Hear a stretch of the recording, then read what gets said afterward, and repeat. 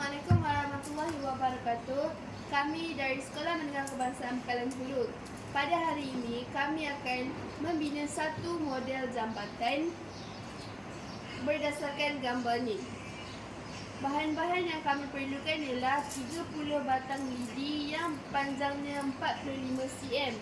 Kemudian kami juga memerlukan satu hot glue gun yang bersaiz besar.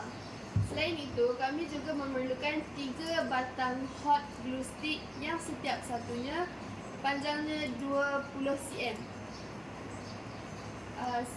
Model jambatan kami ni, dia punya lebarnya ialah 7.5 cm. Manakala panjangnya pula ialah 44 cm.